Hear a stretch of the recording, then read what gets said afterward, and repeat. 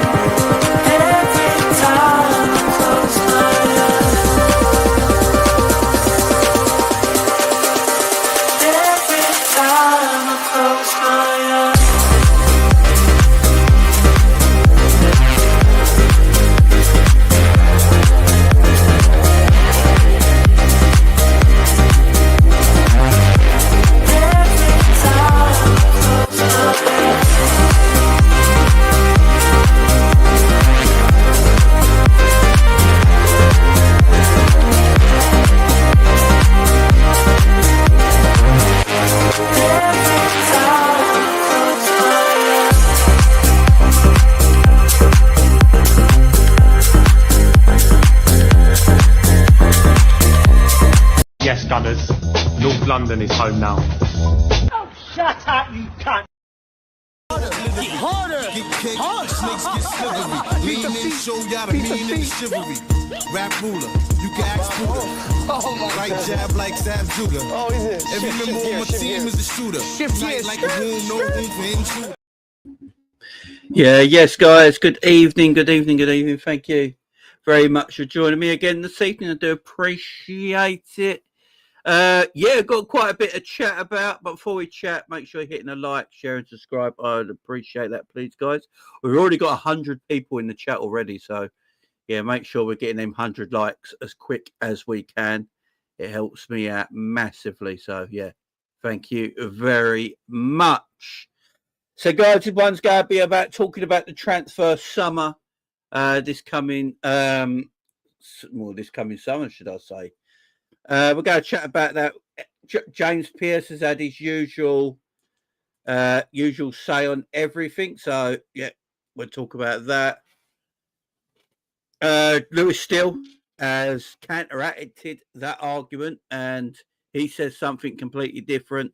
David Lynch says something completely different. Paul Joyce says something completely different. So all the top journalists that cover Liverpool Football Club all say different stuff right now. But guys, we know the truth. We know the truth, and we're going to talk about the truth today, guys. Let's have some facts on the table, shall we? So some facts on the table. So we're going to be talking about all that. But before we start, I always say hello to everyone in the chat and a big up to everyone here. So thank you very much for joining me, guys. All the mods in the chat as well. If the mods in the chat could push everyone to hit the likes, I would appreciate it. So that would be appreciated. All the mods in the chat, if you could get people to just keep reminding them to hit that like button, I appreciate it. But we've got loads of people in the chat. Big up Mysterious World in chat. Big up JB LFC, like millionaire guy slash girl who likes to shop at Primark. It's looking like it. Big up Alex as well in the chat. Ancient. Takiri 17, Jamrock in the chat, Essex Reed in the chat. Has he changed his name? Big Essex Red, Essex Red, sorry, don't believe whatever Sojourner's saying. BS War Chest, big up to you, big up John as well, big up Eric, my man in the chat as well, Luciano as well, Nicholas, LFC Shankly, Bonkers, LFC in the chat, Heights in the chat as well, big up Lee in the chat, and big up Michael in the chat, John Conway, Ancient One, Maroon Atari in the chat. Who else we got here? Football live streams in the chat as well. Paul, Katie, Jamrock, my man. Who else we got? Welsh Scouts as well. You Never Walk Alone. Harry, James, Red Scout TV. Big up to you. Been a while, my friend. Been winning in the chat as well. Jono and Simon and Brad Pitt fan. Big up to all you guys. Thomas in the chat, Bruno, Mad Red. Guys, you guys are tremendous. Thank you for joining me. Be up Mr. Mike Das in the chat. How you doing, my son? How you doing? So, yeah, good evening to everyone. Thank you for joining me on this Wednesday evening, talking about Liverpool Football Club. Cringe in the chat. Man like in the chat. David in the chat. Big up, sons. Big up, guys. Hope you're doing well. We got a lot to talk about. So, let me just start quickly. A bit of Victor in the chat as well. But let me talk about, obviously, the Virgil van Dijk stuff. So, I never did a video on this. I was going to do a video on the Virgil van Dijk stuff. Obviously, came out a few days ago. About 3 days ago now? That Virgil van Dijk has reportedly spoke to PSG. And PSG will go offer him, I think it was like £100 million basically contract or something like that to join PSG in the summer. There was £100 million contract there waiting for him in gold with gold letterings, VVD and all that sort of stuff. Yeah. Obviously, Liverpool Twitter blew up over this because it's Virgil van Dijk. Can't be losing our best damn player, can we? And I did do a video on it. I was going to. And then I thought, I'll do it the next day. I'll do my video on Virgil the next day. And then the next day comes, and obviously French journalists who know more than I do about French football clubs, I'm going to just say that, especially Julien Laurent, who has a close tie with Paris Saint-Germain, basically came out and said all of it's bullshit. You know, pretty much saying like there is no offer from PSG. There is no £100 million contract waiting for Virgil van Dijk.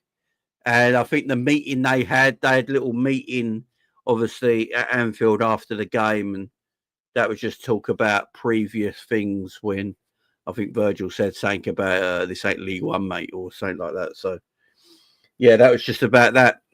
Not about any kind of £100 million, €100 million contract waiting for Virgil. So, yeah, I'm glad I didn't go straight into that thing, because the reason I didn't go straight away on the Virgil stuff as well is because Virgil, I just don't believe it. Like Virgil, the day before that, if we go back the day before, Virgil said after the Paris game, I believe he said, anything you hear about my contract is BS. So anything you hear from anyone revolving around my contract, it's all BS pretty much. I was like, fair enough. Virgil's telling us. Virgil and Mo have been pretty honest with us as fans, I would say. They come out after mostly every game and said, look, no contract's been offered to us yet. Anything you're hearing online, don't believe it. When you know something, we'll tell you. So till then, don't worry about it. So I was like, okay, Virgil has spoken. I believe Virgil.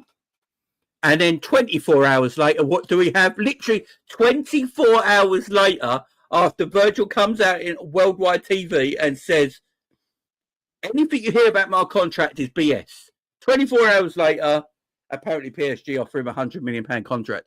And that is why I didn't do a video on it, because I knew it was bullshit. I knew it was bullshit because my captain told me 24 hours beforehand. BS. A BS statement. And then 48 hours after the Virgil statement, obviously, French journalists come out and basically say, yeah, it's a nothing thing. It's a nothing thing. And Julien Laurent is quite big on the PSG thing. You know, it's his football club, and you know he's quite close to regime over there, so he would know firsthand. And yeah, if Julien Laurent knew something, he would have put his statement out a little bit differently. So at this moment, there's nothing going on. Absolutely nothing going on with the contracts. At this moment in time, Virgil van Dijk, Mohamed Salah and Trent Alexander-Arnold have got what? The rest of April and the rest of May, and then they're no longer Liverpool players. That's how it stands right now. They're only Liverpool players for the next, 8 weeks, 9 weeks. And after that, they're no longer Liverpool players. Unless something happens. Virgil, I think, said the other day as well, nearer the end of the season is when we'll hear something. So we're just going to have to wait till then. Look, as content creators, we're going to talk about stuff like this a little bit more than maybe your average Liverpool fan that's just on Twitter or something like that, because it's our job. We bring you the news, you know, like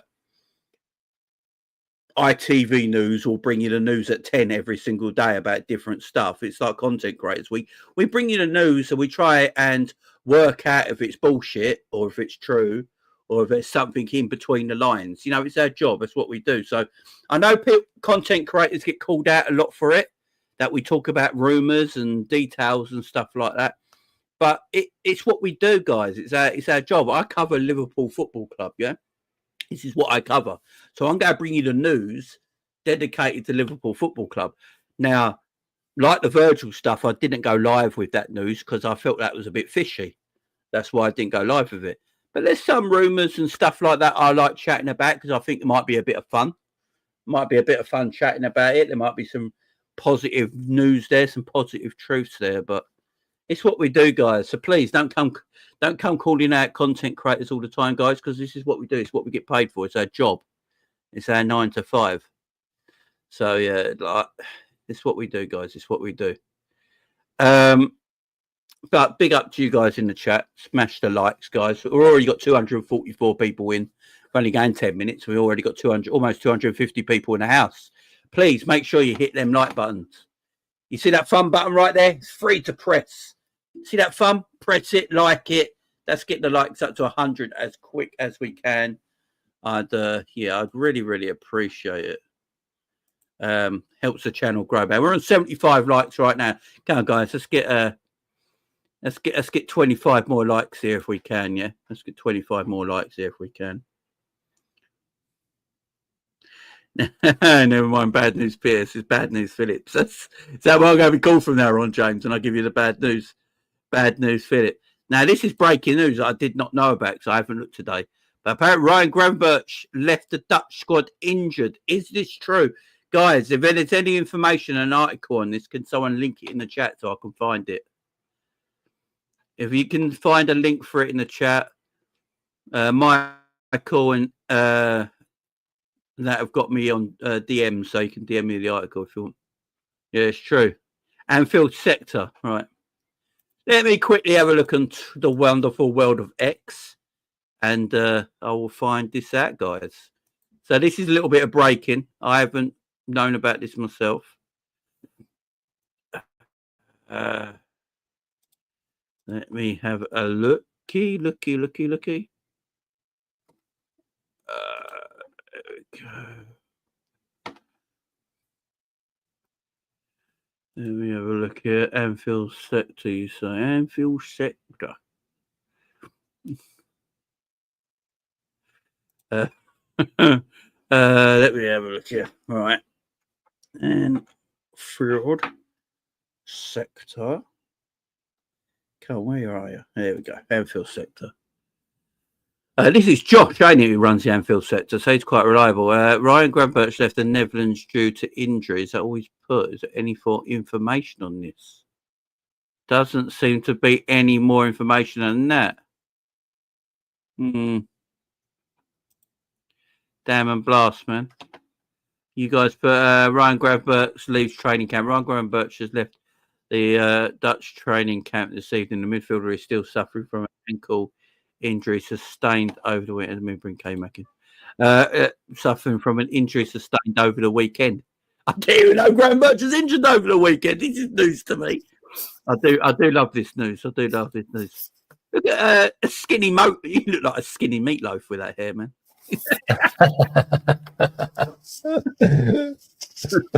Like a bat out of hell. How you doing, man? I'm all right, mate. I'm all right. Sweet. Gravenberch, bloody hell. So yeah, Ryan Gravenberch needs training rest. Still suffering from the injury sustained over the weekend. Did anyone know that Ryan was injured over the weekend? No, I thought it was Harvey Elliott that got injured. Yeah, Harvey Elliott was seen limping after the game, weren't he? But he's still been called up. He's still been called up to the under 21. Yeah, Joel Linton tried to take his soul before the end of the game. Well, Dan Burn took Salah's soul in the first 10 minutes. Yeah, big up Dan Burn. Yeah, this is news to us all. I didn't know. No, I didn't know he was injured, man. I didn't know because when he got substituted, they didn't say that was a injury or. No, I thought he was just goosed. K-Mac is John Wick. Very carefully. Yeah, leave my dog alone. Careful. Yeah, leave the dog alone. Great films. Yeah, I did not. This is like news just breaking to me now. So, yeah, hopefully it's just being rested, man. No, I'm all right with that. Look, K-Mac said something. You said something about this the other day. We don't do it enough. A lot of teams, players pull out through injury, and then they literally play the following weekend for their clubs. Maybe we're going down that path. Ryan's got an injury.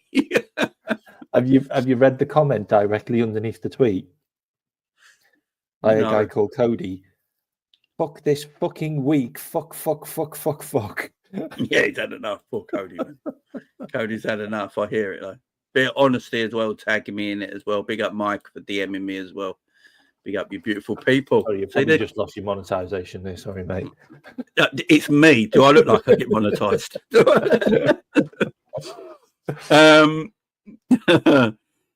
Yeah, this is just so obviously I didn't know we were going to be talking about this because we're going to get to what we're major talking about in a minute. But this is just big up the community bringing this up to me just now.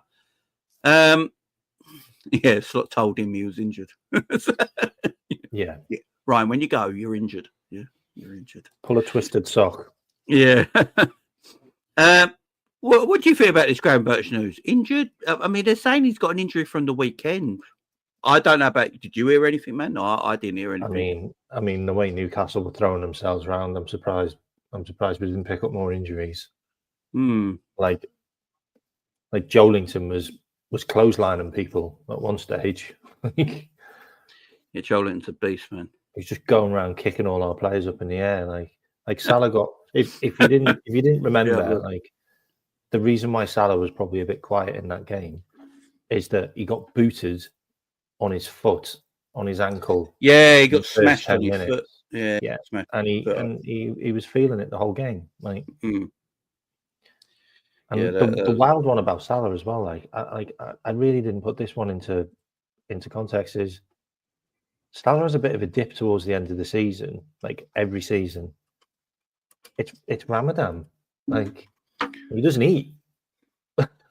Yeah, he's he's fasting. Like, yeah, and Kanate really thought of it like that. Kanate's been a bit off as well, isn't he? So maybe that's the same. Maybe that's the same. I mean, if you're not eating, you probably need food. Yeah, I don't know whether they can drink those shakes.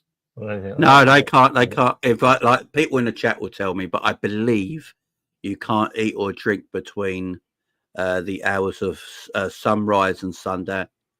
So after sundown, you can eat and drink. I do believe. I'm screwed. I love my snacks. Yeah, I believe, but I'm not. I obviously don't do that. But Sam said, Jamie, you're still in a good mood. You were super happy on Coffee Street the other day. I'm always in a good mood, man. I'm always buzzing. Don't worry about that. I'm always buzzing. Look, let's talk about it though. So I don't. You probably heard me. I think you did. Yeah, I did. Comments about the Virgil stuff. So I won't go back over that again because, I was doing a show later and I was going to talk about that. So I just, like when you talked about it, I was like, oh, I'll chuck that guy's name in because he's the one. Yeah, go on. Yeah, there you go, man. There you go. Yeah, go on. So let's talk about the communication between every Liverpool journalist at the moment. So it all started with Mr. Pierce, Mr. James Pierce himself, the most fun man in the Liverpool community. Let me get up what he said actually, because it's doesn't he? Isn't his main comment every single year is FSG have got no money. Yeah, Liverpool are going to have a quiet transfer window. But he says it with such grace. Do you know what I mean? Like it's all right. That's because he got banned. That's because he got banned from the press pool. Yeah, exactly. Because he said something about Klopp's wife. No, I think he did. Yeah, bad news, Pierce, who strikes again. So FSG, self-sustaining business model, won't change. Look, I don't think he needed to write that. We all know he didn't need to write that. It's down to Edwards and Hughes to decide how to spend the money the club generates. Yeah.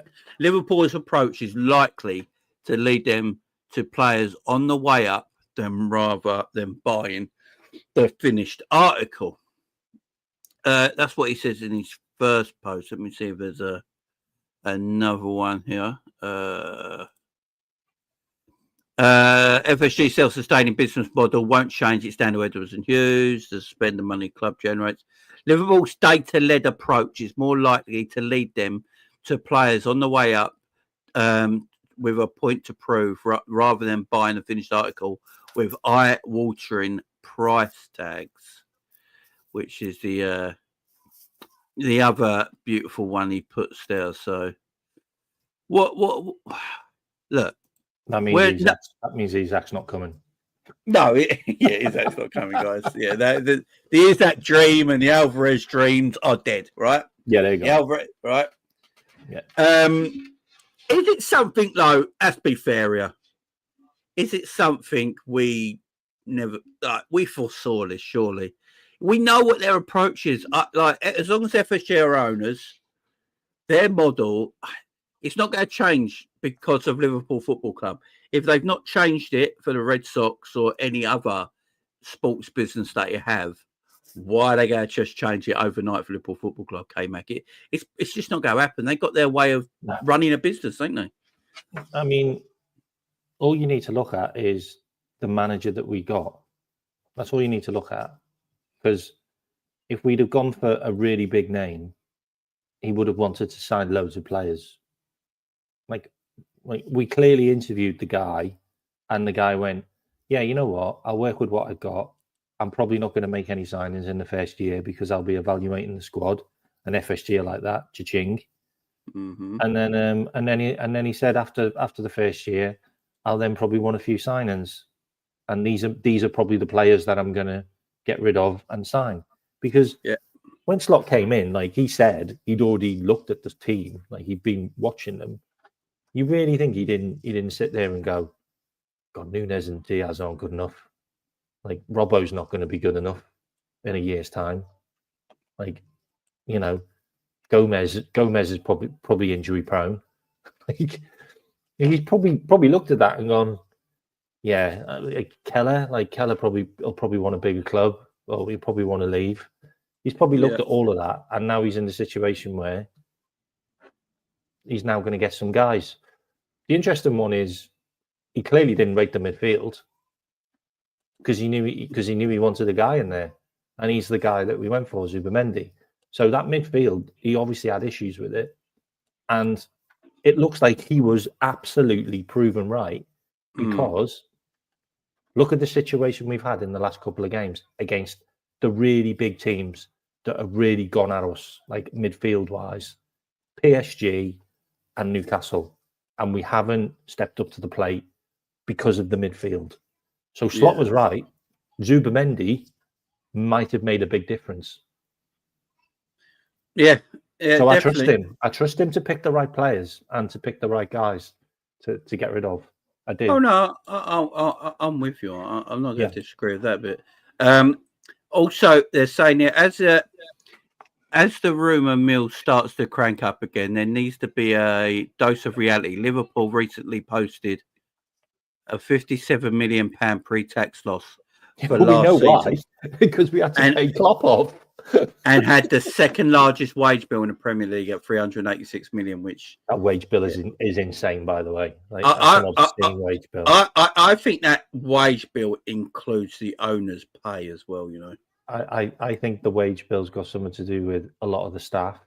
Yeah, like Klopp was on 15 million, mate, like a year. Yeah, it's a big wage bill, man. It's a big wage bill. He's like the fourth highest paid. He also goes on to say, Mr. James Pearce, if Van Dijk and Salah sign extensions, less business will need to be conducted this summer, but those contracts would be still put a dent in the available transfer funds. No shit, Sherlock. Like, you don't have to be a rocket scientist to work that out. Oh man, that Mo and Virgil's wages are going to be included in the overall money spent. Because that's how it works. Yeah. Now, with James Pearce here, this is all I think James Pearce. I don't think he knows. I think it's hyperbole, mate. This is what he's putting out, what he believes, because he knows the running of football club. Because he knows the running of football club. Basically, what he's saying is, I believe this is what happens at the football club is that because we lost money last year. That's going to put a dent in things. If Salah and Virgil stay, they probably won't buy a centre back or a right winger, so you won't have to buy as much and stuff like this. Yeah, but here's one for everyone in the UK, Matt. The problem is, I'm all right not always buying the ready-made star because some of the ready-made star, I get it, right? You can buy extremely talented players that are on the way up, you know, that I think can upgrade on what we've already got. So they don't always have to be ready-made. Yeah, I understand that. But if Virgil and all that go, they need replacement, which means you have to spend money and need a big summer. It's sort of contradicting itself, ain't it, a little bit? Yeah. Look, the Virgil thing, like, okay, so there's a lot of people talking about what is the hold up with Virgil and Salah? Is it wages? Is it contracts? Is it, whether we've actually committed to whether we're going to get some players in that are going to be good enough for them to know that we're going to compete again, if that makes sense? Mm. And for me, I'm 100% convinced that this is all about the amount of time the contract is. I think the money's already been arranged. I think that's already been agreed. I think this is all about the length of the contract. And that's what I think it's always been about. Who's going to budge first? Are the players going to go, you know what? Okay, I'll take a 1-year extension or I'll take a 2-year extension. Mm. Because I think they want 3 and we're only giving them 2. I think that's what it's always been about all the way through the whole thing. I think the Trent one's completely different. Like, I think the Trent one. Yeah. I just think he wants ridiculous money, or he's already said he's going, and we're just hanging on. Like, we keep on trying, but he just needs to come out now and say, I'm off. Like, just come out and say it now, because it's getting a bit silly with him. Did anyone see Trent's brother? I was going to say that. I was waiting for you. Yeah. He didn't look asked, did he? He did look bothered. I thought he'd like he wasn't even a Liverpool fan. He's a Real Madrid fan. Yeah, looked like he's about to get 20 million off them. Yeah, it's mad, ain't it? And this is the problem, yeah. So if Liverpool are going to lose their 3 top best players in the summer, yeah, them 3 players need replacing. And them three. So you need to get a new right back, a new centre back, that level. You know, no one, even ready-made's hard to buy. That's Virgil. Do you know what I mean? So you're just not replacing Virgil, mate. Different. You're just not replacing Virgil. So you have to just get the best defender you can possibly can. Yeah, you can't replace him. You need a right back, and then you need a right winger. Yeah. Also, to go along with that, you need a striker, a possible left winger, a possible left back, and a possible another midfielder. That's 8 players. We just buy a new team. That's 8 players. And the whole thing contradicts itself. And we've got a new goalkeeper already. So that's 9. 9 in. The only player that's safe is the centre back or the midfielder. And then there's Canate. So there's rumours today at Real Madrid with Canate. Now, I said this a couple of weeks ago. Real Madrid desperately need a centre back. And if they had to choose between Virgil and Canate, I think they choose Canate because he'd be cheaper and he's much younger, right? Canate could go as well. Yeah, we could have to do a lot of shopping in the summer. And the fact of the matter is, if you buying too many players in a window, by the way, I've got to say something funny after this. Go on. Buying too many players in the same window can have a bad effect on your team morale as well. If you buy 6, 7, or 8 players in the summer, and they're all first team players that have got to go into your first team, that's very hard for a manager to then get that right in one season. You're going to take a dip, so it's very difficult to do. And also the morale around the team, So they had Klopp leave the year before, lighten the load because he's going to win the Premier League. But then the 3 best players leave the season after. There's only a certain amount of morale players can they must be sitting there going, what is going on? So our legendary manager left. Slot came in and won the league, so that's quality. But then our 3 best players leave the year after. It's mad to have all that done in a 2-year spell at a top club. It's unheard of almost. Season before that, we had to replace our entire midfield. Yes, so 3 years. Whole midfield replaced. And attack, because we lost Bobby and Mane. Following year, manager replaced. Win their league with a new manager. Then he's losing his 3 best players of the year after that. I don't know how many top teams that happens to be honest. It's wild. That's just, if you actually think about it, it's absolutely insane. That's absolutely insane. Okay, so I'll say something funny before you bring that up. I'm telling you, Canate is not going to Real Madrid. You really think Canate wants to cover Trent? Real Madrid. Imagine if he goes to Trent. He's like, oh my God, I can't get away from this. My hamstrings are going to go. It's a mad one. BLFC Shaker says, having said Trent and Virgil van Dijk have all decided to leave Liverpool this summer, they all devastated about the Champions League exit. I will say this source here might be one of the worst sources.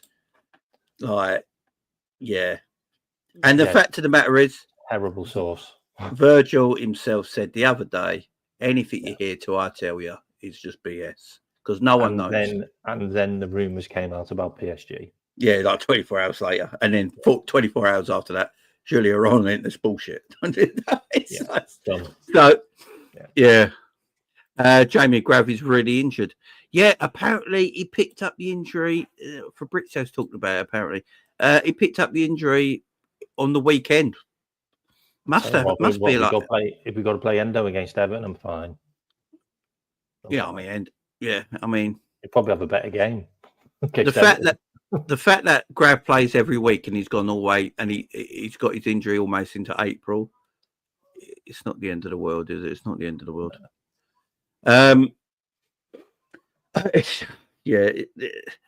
So Lewis Steele, who I do like, I do like Lewis Steele. I know a lot of people don't.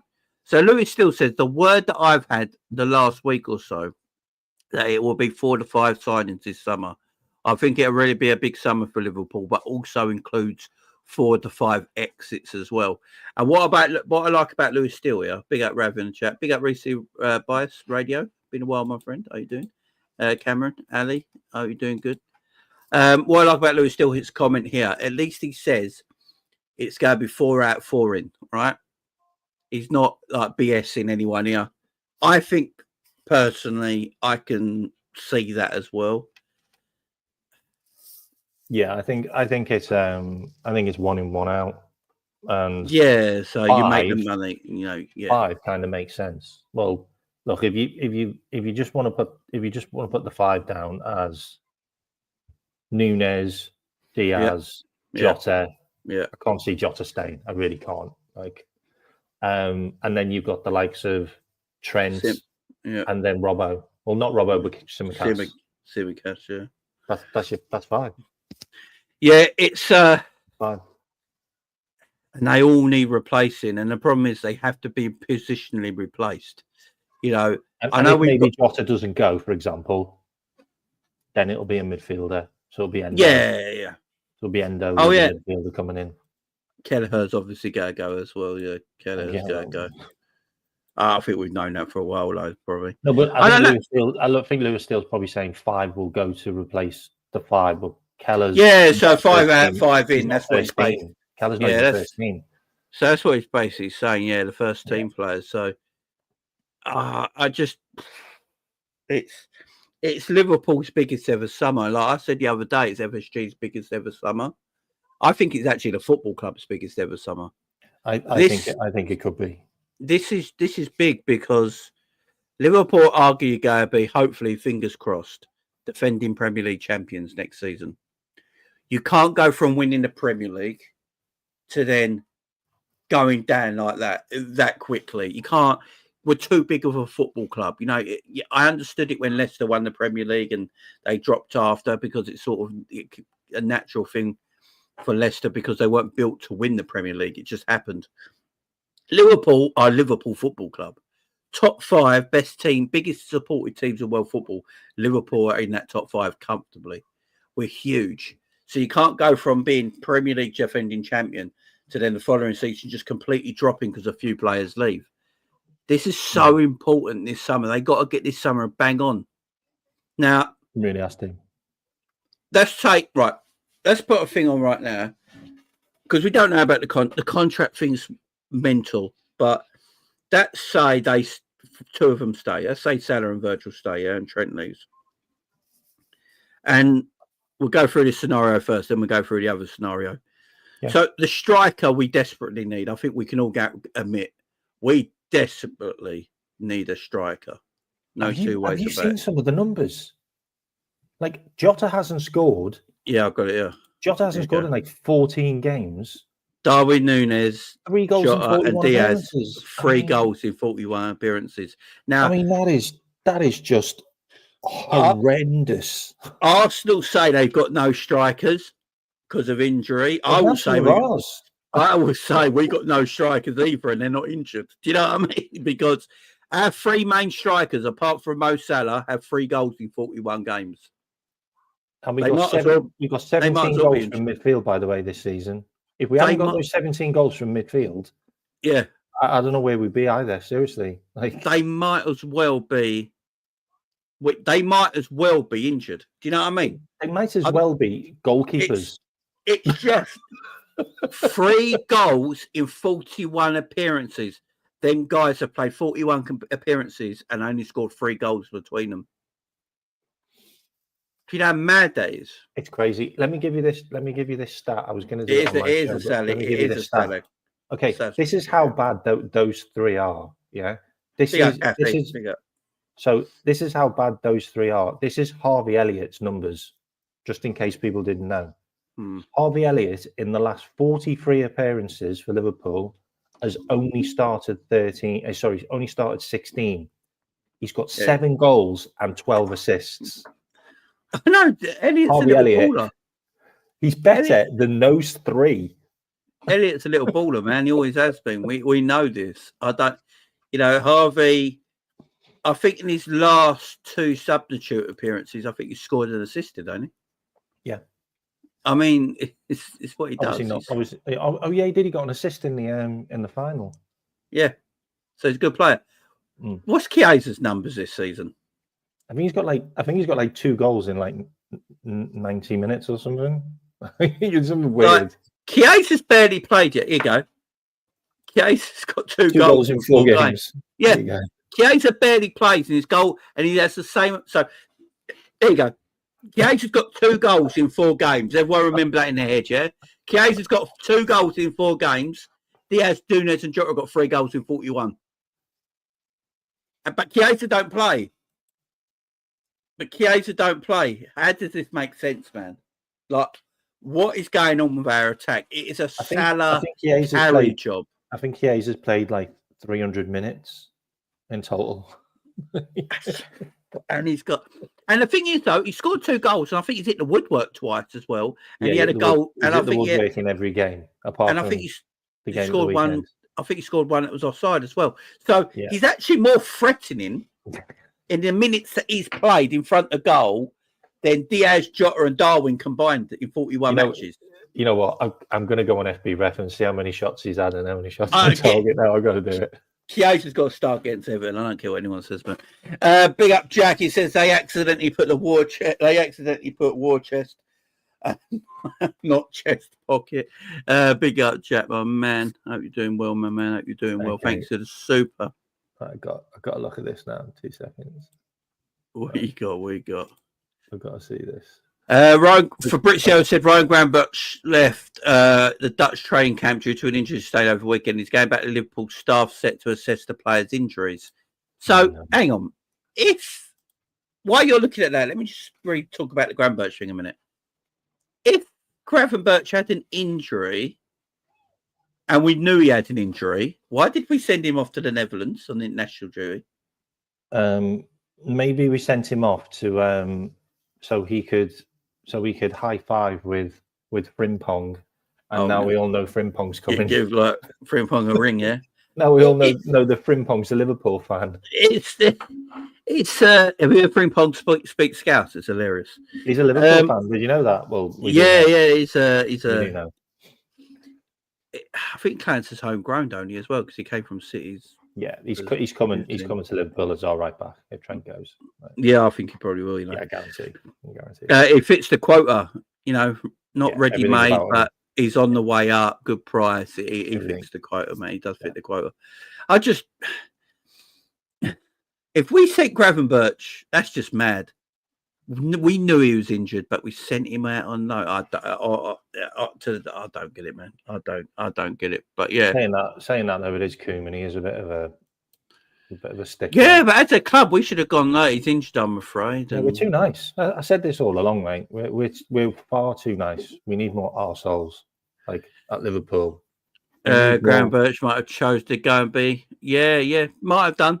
I mean, at least it's been looked at by the Dutch medical department, and they've gone, you can go back now, no worries. So at least that's one thing. At least that's one thing, I suppose. Right. So, this drives me mad. It absolutely drives me mad. So he's had a more defensive season, by the way. D23. Just thought I'd mention that. He's actually had to do more defending this season. Even that's not bad that's not bad in 26 games for a fullback. He scored in his last game as well, I think. I think he scored the. Who did they play against? They played. Oh, I don't know. Right, go on. He scored in their last game. So let's go strikers, because we desperately need one, because Darwin Nunes is not good enough. Darwin Nunes looks like to me that he's given up a bit in a way, and he's just. Have you heard his interview? Well, you've heard what he said in his interview. No, I haven't. No. He said he wants to forget about Liverpool, like playing for Liverpool. Like, while he's on international duty, sort of thing. No, he just wants to forget about it. Like, he can forget about it.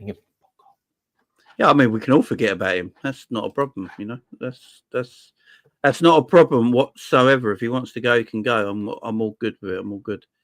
So six shots, by the way. 6 shots, 2 goals. 6 shots and 2 goals. 6 shots on target, 2 goals. In total, he's had 8, 9, 10, 11, 12, 13, 14, 15, 16, 17, 18. He's had 18 shots. So he's more deadly in front of goal than the other three. Yeah. Like Slot, Premier if he's League, fit. he's 50%, Slot, if he's fit, 50%, and 37 and 33% in the EFL Cup and the FA Cup, and 100% in the Champions League. Every shot he's had's been on target. 4 in 4 in the Champions League. I mean, if he wants to I go, don't know who he go played against in the Champions League. I can't remember that. No, if he wants to, look, I'm not holding. I'll gladly open it. Look, why players play for Liverpool Football Club, I'll give them all the love and respect, yeah. But for Darwin's sanity and Darwin's sake, and for everyone's sanity, we just need to part ways. Yeah. I think Darwin, if he goes to Spain, I think he'd do business. Don't get me wrong. I actually think he'd do well. Look, Diego Forlan looked like a complete joke when he was in England. He went to Spain. I think it's Atletico Madrid he went to, and he balled out. I just think that's what Darwin needs. And he's they're losing. They're losing. What's her name, aren't they? Griezmann. They're losing Griezmann, so it's a perfect replacement. So and you can just go in there. And because it's a Spanish-speaking country, obviously, it's going to help him massively because he's never really got the handle of the language either. So, which some people don't. I'm not going to blame him. I've got to be honest. Like, I think it really helps Slot as well. Like, Slot is just at his wits' end with him. Like, you have to think about it as well. Like, how much time is he taking out of Slot's coaching calendar for him to work on him individually? Because he has been working on him individually. He's probably diverted. Our coaches have probably diverted so much time into getting Darwin Núñez into our team and to work with our team that we may have actually missed other things out because of him. So he's just a lost cause now. Like, his numbers his numbers are atrocious. Like, yeah, I hear you, man. I hear you. Big up everyone joining. We've got over 400 people in the chat. Make sure you hit the like button. I don't even think we're on 150 likes yet, and there's over 400 people in the chat. Don't be doing Núñez numbers. Come on, hit the likes. Let's have at least 200 likes, guys. Yeah, so we're 1 in 2. Yeah, 1 in 2 ratio. 400 people, 200 likes. Let's go for it. Hit that fun button. It's free to do. So strikers replacing Darwin Núñez. Now, I think I'm one of the only content creators who spoke about this guy last week. And since I spoke about him, we've been linked with him full stop continuously. And that's Liam Delap. Now, I really rate Liam Delap. And I was shocked how many people actually do rate him. I thought I was going to get killed by it. A lot of people rate him. Now, I'm not saying buy him to be Liverpool's main striker. I just want him at the club because I actually think he's a good player for the future. And I always see very, very good players that we never take advantage of going and get. And then they go somewhere else and become really good. And you're like, why didn't we just get him? I like Liam Delap. Now, for me, Liam Delap is an upgrade on Darwin Núñez in front of goal. I think he holds up the ball better. He links up the play better. And he's probably a better finisher in English football. He's technically a very good player. He comes from Man City's youth team, man. He's going to be technically good. They all are. They literally all are. So I think he's an extremely good player.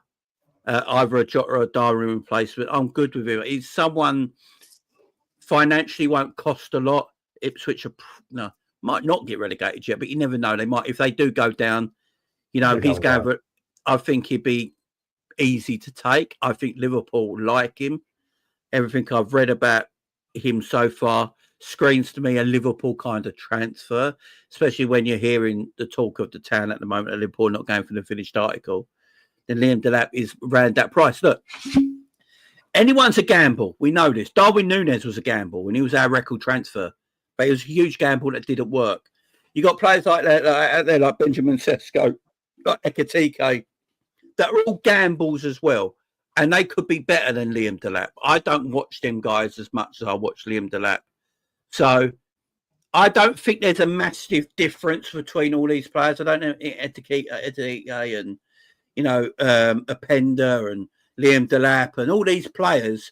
I don't think there's like huge level differences between any of them. It's just preference, probably. But I watch Liam Delap more than I watch the other guys because I'm not really always watching their leagues that closely. I like Liam Delap, but I'm not saying he should be number one striker at the end of the day either. There is a player that is on free transfer this summer who's banging goals. Canadian international. He's banging goal after goal. He scores goals. He's got an eye for goal, and he's against us. Yeah, and he's quick. You know, Slot wants pace. He wants a goal scorer. I mean, Jonathan David. I mean, you just got to pay him. You just got to pay him his wages. He wants. He wants about 8.5 million, I think. Like wage packet for the year. I think if we do get someone, he's got to be high on the list. Like his numbers are great. He's 26, isn't he? So he's around that age. He's kind of a no-brainer, if I'm honest. Like, you know, you want a guy that's going to get you loads of goals. He's proven on every level. You know, he played well in the World Cup for Canada, even though Canada weren't great. He's good. He's good in the Champions League. I mean, he scored in pretty much every Champions League game in this campaign. You know, if you replace Núñez with him, like you've got a massive upgrade for me. You've got a massive upgrade, and then you've got 60, 70 million to spend on one other. You know what I mean? Yeah, I hear you. He's better than Jota right now. Right.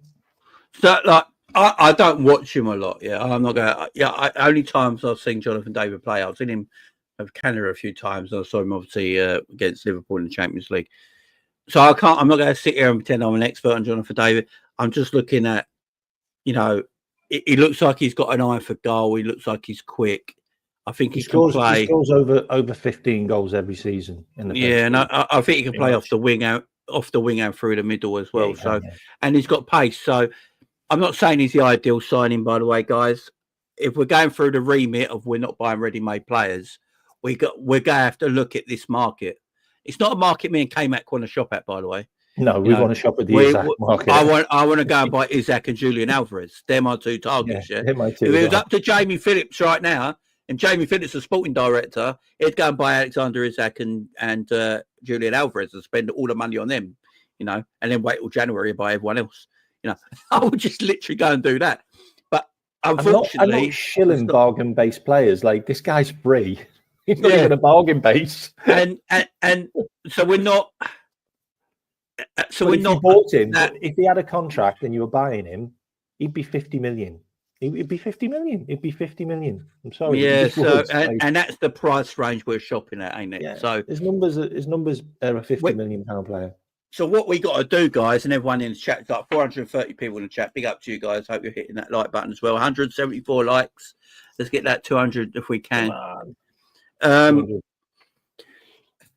We know what we're shopping at, yeah. We know our owners. We know the structure of our football club. We know what we're going to do in the summer. So let's look at the available players that we have got to go and look after. Liam Delap hits a homegrown quota as well, which we've got an issue with. I believe it's a homegrown quota because we've got an issue. We'll have a massive issue with homegrown quota next season. We've got quite a big issue with it next season. So he hits that. Then there's other players. Openda, is it Openda? Is that you say his name? Yeah. Every time I watch him, I'm not. He was crap against us as well. Yeah, he misses a lot as he scores a lot. He's quite Darwin-ish. Quick though. You've got Gyökeres, who I believe is 26 or 27. I don't think we're going to go for that age range. If we do go for that age range, I don't think we'll go get a player. You're looking at like 70 million for him. Yeah, no, I don't think we're going to get for a player that's got a release clause either. So I don't think we want to do any release clauses. So he's probably out of it. You got Benjamin Sesko. Now, Benjamin Sesko is 27 in the summer. There you go. We're definitely not going for him. Pender runs offside a lot. Sesko's 21. I think he's on about Gyökeres. Oh, Gyökeres, okay. Yeah, Gyökeres. So Benjamin Sesko is the one that a lot of people are talking about. You know, a lot of big clubs are looking at Benjamin Sesko. He's what I've seen of him. He's got a release clause, by the way. No, he's not got a release, and it'd be a good value. Wages probably won't be a problem. Signing on fee wouldn't be a problem. It'd be an easy transfer to do if Liverpool really want Benjamin Sesko. What I've seen of Benjamin Sesko, for someone as tall as he is, he's actually quick. You know, he's actually quick for someone as tall. I think he's like 6'4". He's a very tall striker, and he's quick as well. You know, I've seen him hit a few. Like, he's got quite a good shot on him as well, quite a powerful shot on him at times as well. He can lick the play. He is playing in the German league where no marks. Yeah, and this is the problem, because all German teams play high line and pressing. That's why they play, so they do get a lot of space. But he looks decent. And if we're in this market of buying, you know, the next player that can go to world class but not world class, he's another one we've got to consider for that forward line. The forward line, the number 9 area, is so thin. It is so thin. I don't think I've ever seen a centre forward striker department as thin on talent as I've seen it in the last few years, K-Mac. No, I mean, and a lot of people are naming players in the chat there. They're not number 9s. Like, you're naming your Cunhas and your Mbuemos, and you're naming players that aren't actually number 9s. They don't get played as number 9s. The market is so dead. Like, you've got Gyökeres, you've got Sesko, you've got Ekitike. They play in number 9 positions. You've got Jonathan David. He plays in a number 9 position. Osherman is a number 9. There's not a huge amount out there. Not a huge amount out there. And Kane, obviously, and Delap. I mean, is there many more? Like, you know, we're not going to go for the guy at Villa. Like, we're not going to go for him. Watkins. You know, who else are you looking at? You're looking at Isaac. You know, what other number 9s? Did they play a number 9 at Bournemouth? Yeah, they're the Brazilian guy. Victor Boniface. Boniface is injured a lot. I've noticed he gets a lot of injuries. João Pedro, does he play as a number 9? Like, does he play naturally as a number 9? Julian Alvarez is my guy, but we know that number 9. He's my guy. Chris Wood. The thing with Chris Wood, I just don't think he's got the pace. If Chris Wood had the pace, by the way, and he was a lot younger, if he was a lot younger, Liverpool would be all over him. But that's what, by the way Chris Wood plays is the way Liam Delap reminds me of a younger version. So, Guirassy as well. But Guirassy's like 29, isn't he? He's like 29. Yeah, that's not our ammo. Like, we're signing 24 Harry plus Kane, year olds. Harry Kane. Yeah, and like everyone's saying, a lot of these players, man, are like we don't rate a lot of these players, but guys, we're with you. Me and K-Mac are with you guys. The players we're talking about, we don't highly rate, but unfortunately, it looks like that's the market we're fishing in. You know, we're not fishing in the Isaac Alvarez market. I don't think we're going to touch Gyökeres. Yeah, we want to, by the way. They're my 2 options. You know, if our club said tomorrow, Liverpool definitely going to buy a striker, we definitely know it's between Isaac and Julian Alvarez. I'm sitting there like that because I'm like, I don't care what one it is. You know, good times. I mean, I really do wish we went and got Mamouche. I do wish we got Mamouche. Yeah, the Mamouche thing is. He's looking the real deal. Like, it's annoying. It's Liverpool weren't even interested in Mamouche. That annoys me a bit. Like, yeah, Matteo Rettiga, yeah, he's doing well in Italy. I get that. Yeah, Atalanta striker. I just think Italian strikers is a bit of a risk. I watch a lot. We're not watching one now at Liverpool. I watch a lot of Italian football, and look, Rettiga's been decent for Atlanta, but I don't know. It's a good player, though. Good player. Big up Jack. What a lot of goals this season. Baffles me why Arsenal can spend more on us, because their owners are willing to part with cash. And they spend money. Like, their owners literally put the money in. Like, our owners don't put any money in. I think Marcus Thuram's going to end up at Arsenal, by the way. Like, I can just see that happening. I don't know, Mark. I don't rate Marcus Thuram. I can see Arsenal throwing like 70 million at him. Marcus Thuram is the worst Thuram. It's an Arteta dumb move for me. Yeah, it just feels like it. Marcus Thuram is the worst Thuram. I ain't gonna lie. Like I say, I watched Italian football quite a bit, and he never. Kolo Muani, obviously. I think he's on loan. I think he's on loan from He's on loan from PSG, Juventus. Killing it. Another player Liverpool could possibly look at. He's going to cost about 70 million, mate. They paid 86 million for him or something. Yeah. The weird thing is, by the way, and I need to just rectify this. Hendrick, People talking about PSG like they're not a multi-billion-pound squad are out of their mind. Like, look at the price of the players that they paid. Look at the price that they paid for the players at PSG. Like, Conor Owami was like 70, 80 million quid, and they just binned him on loan. Yeah, the money's unreal, isn't it? The money's unreal on the squad that they've got, that they've assembled. So yeah, we went out to a team that was really good and cost a lot of money, I think. Yeah. And only on penalties, by the way. Only on penalties. Lilian Thuram was an absolute baller. Yeah, when I said that, Lilian Thuram is a tremendous right back. I believe it was right back, wasn't he?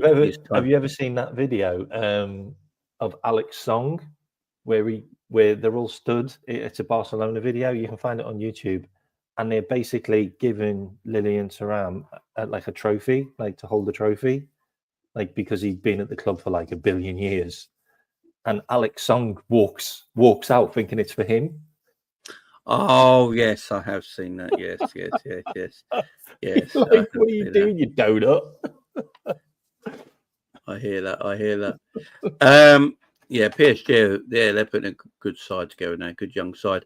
Yeah. Only South American number 9s. Not that. Yeah, Julian Alvarez. Julian Alvarez. Yeah. I don't know any others. Hendrick. He'd probably going on loan from Real Madrid. That'd be an interesting one. That would be an interesting one. There's rumours that who is it that are looking to buy? There's rumours that there's a club looking to buy Hendrick and Rodrigo. I'm trying to think who it is. It's a British club, by the way. Who are trying to buy who? They're looking at buying Hendrick and Rodrigo for 180 million. Probably Aston Villa. I read it today. They'd be at Real Madrid, would not. Someone Google that for us and find out who it was. But it was an English club that was looking to buy Hendrick and. I'm telling you, I would. Chelsea. Yeah, it was Chelsea. Oh, of course it was Chelsea. Why would it be Chelsea? Sorry, it was Chelsea. The players that Chelsea should have bought in this young project 2 years ago are now the players they go look at and buying when they probably can't now. Yeah, I mean, the players they just. I mean, what about the guy they just signed from Sporting for 22 million on it? So no, the other guy for 40 million. Is it Quadrasi or Quadrazi? He's unreal. He is. He's only 18, and then they've got what's him as well. They've got that Brazilian kid as well. Like coming next season. Like they're all going to have some team, mate. Yeah. I wouldn't buy Hendrick, but Rodrigo. Yeah, Rodrigo's quality, man. He's just technically out of this world. So the forward line. Hendrick could be a really good number 9, though. By the way, really good number 9. Yeah, Hendrick's obviously a future star, but he's got a bit of nastiness about him as well, which I do like. Obviously, not what he did to Canate, but the striking department, I don't know what Liverpool. That's it. They've got coming. I don't know what Liverpool are looking at. Big up Imran in the shirt as well. I don't know what Liverpool are looking at. I really don't. It's the player they're going to have to get is it's going to be a gamble. If they're going to be the player they think they could, but we need pace and a finisher. We need someone who can throw his weight about, hold the ball up, link the play as well. I think that's why Liverpool have been heavily linked with Cunha, because obviously Cunha's got all that in his locker. You know, his ability to link play, hold the ball. And Wolves are linked with Jota as well, by the way. Yeah, so he's saying, I mean, Cunha ain't an out number 9. I'd say he can play off the 9, off the wide areas a little bit as well. But I wouldn't mind. Look, if you bought Cunha for my team, I ain't gonna say no. Do you know what I mean? We'll find a position for him. I think he's got like 14 goals in both seasons now. He's a decent player. I think they bought him from Atletico Madrid to start with, didn't they? Yeah, he wasn't great. He wasn't great. No, he wasn't great at Atletico. But this is the thing: some players just suit certain leagues. Some players just suit certain leagues. It doesn't mean they're a bad player. Just can't get on in a certain league because that league might be, you know, La Liga is a very technical league. Maybe just, you know, he suits the aggression of the Premier League. You know, it just players suit different areas of the pitch. You know, different areas of the pitch, different countries, different leagues. It's always the way. Big up to everyone who's just joining as well. We do know about the Ryan Gravenberch thing, guys. Yeah, we spoke about Ryan Gravenberch at the top end of the show. So yeah, big up to everyone. Thank you for João Pedro. Big up honesty. Now, João Pedro is a player I really like. Technically superb footballer. I don't think we will doubt that. Obviously, he doesn't score goals, but he's going to cost £1 billion, man. and Brighton are possibly the worst team to deal with. You might, if you go buy João Pedro, you might as well just add a few extra quid and buy Isaac. Do you know what I mean? Yeah, you might as well just do that. So I don't think Liverpool going to be in that market. I'd love Liverpool to prove me wrong. I would absolutely love it. Love it. But Liverpool in the summer go, you know what? We're going to go and get Julian Alvarez, or we're going to go and get Isaac. I'll be like, sweet, thank you. You know, that'll do. You know, we are defending Premier League champions after all. We should be doing that sort of shopping. Alvarez has got like 17 goals this season, and he's got 23 in all comps, I think. But basically for a team that's had like 44 goals, like they don't score goals, but they don't concede any either. No, he's an all-round tremendous footballer. Yeah, he's phenomenal. He's an all-round tremendous footballer, and he's tenacious as well. Yeah, you know, that's why I always get asked, like, out of the two, Isaac or Julian Alvarez. I just said Julian Alvarez because I rate Isaac as well, but Julian Alvarez has played for all like massive clubs everywhere. He's never injured either, by the way. Yeah, his injury record was 2 days. Yeah, he's just, obviously a superstar in South America, then was excellent for Man City, then is excellent for Atletico Madrid, is excellent for Argentina. You know, he's all, and he's got that dog in him as well. I like the guy. He got 14 assists in the Premier League last season, by the way. Like, so he was putting it on a plate for Haaland all the time. Like, you know, we could do that as well, can't we? I think someone needs to put it on the plate for some of our players. Yeah, exactly. We can't just have Mo's charity all the time. Yeah, exactly. I noticed. Give the ball to Mo. I noticed I put there and the. Yeah, I know. Thank you for telling me about my English. He's also really good mates with McAllister, by the way. Yeah, he's good pals with Mac. Oh yeah, someone's just wrote it in the chat. Yeah. Good player, man. Good player. That could actually be a deal that could get done because it could you might have done a lot of groundwork last year. Yeah, we just wouldn't sell Diaz. That was the issue. I just don't think. I don't understand why we didn't just give Man City Diaz. Well, apparently apparently it's Alvarez's wife, wasn't it? Because you don't like living in England. It's simple though. You stay in Spain, love. You know. The fact is, he's making the money. You know, I'm not being horrible here, yeah. But he's the one making the money, yeah. He's the one getting £1 million contracts, yeah. So you can stay at home in Spain, yeah, for 3 years, yeah, and he can come and work in England, make a shitload of money, and you'll be happy, yeah. Jesus Christ! And you could be flowing over on the private jet. Yeah, right. Exactly. What? No, it's good. I don't think Harry Kane's family live with him in Germany. I think they still live here. Only Slot's family don't live with him. Arne Slot's family still live in the Netherlands. It can happen, yeah. It can happen. It can happen, man. Like I think Harry Kane's wife and kids all live still in England, and he just works out in Germany. He's making a fortune. The wife's probably like, yeah, cool. Isn't that mad as well? Make millions, come back. Harry Kane's wife was a Tottenham goalkeeper, wasn't she? I believe so. Yeah. Yeah, that's how they met. I mean, nothing wrong So he with scored. it, He scored and he scored. man. Divorce the wife and get another one that likes Liverpool. It's a bit harsh. It's a bit harsh. I'm pretty sure he doesn't want one from Liverpool. With that accent. Let our Jules come England. You stay home, love. Oh. Yeah, look, we know he's out of our price. Look, we know it's not going to happen. We know, guys, it's just a bit of fun and games. I think Liverpool will buy Liam Delap. I reckon he'll only cost 40 million as well. I think Liverpool will buy Liam Delap.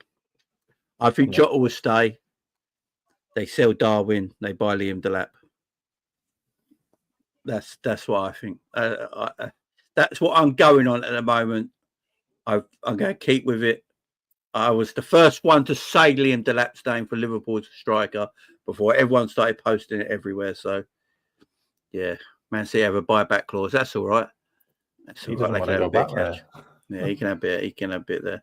Why would he want to play in the Championship next season? Look, I can see a world where Liverpool buy Liam Delap for 40 million, buy Ryan Shirky for about 20 million. Right, that's a 60 million outlay, and then I can see in a world where they get someone really quick on the left-hand side. We need pace on the left-hand side. You know, Cody Gakpo's got a future at Liverpool under Arne Slot. I think that's fair to say. Yeah, we need more pace though in that area of the pitch. The left wing area, though, it's a bit sticky, ain't it? Like. I don't know who we'd go for in that left wing area. Do you? I think so if we got Kerkez, I think he's got like a £38 million release clause. Mm-hmm. So that's doable. Then if Trent goes, which I'm pretty sure Trent's going to go, then we get Frimpong. He's got a £33 million release clause. Then if you're looking at the left side, you've got Cody. And then you could potentially use Chiesa in there as backup. He'd be like 28 next season. So you got Chiesa. He could play backup. Then you get Delap. That's your number 9. Then you got Jota backup potentially, and then you got Mo. And then I don't know. Maybe Cunha, like as a floater. I don't know, like I genuinely don't know. I genuinely don't. Or maybe, Cherky. It'll be Cherky, won't it? Is Cherky left-sided or right-sided? I think he's right, isn't he? Yeah, but I think Liverpool playing through the 10. The thing with Cherky, I know someone's saying he's very similar to Harvey Elliott. The difference between Cherky and Harvey Elliott is Cherky's more aggressive. He's a bigger lad, isn't he? Yeah, that's the difference. Yildiz, we're never getting a play for Juventus. Like, they want ridiculous money for their players. Like Juventus. Good player, though. Watch that go to Brighton after they sell Jao Pedro to a Spanish club. That could happen as well. Good player.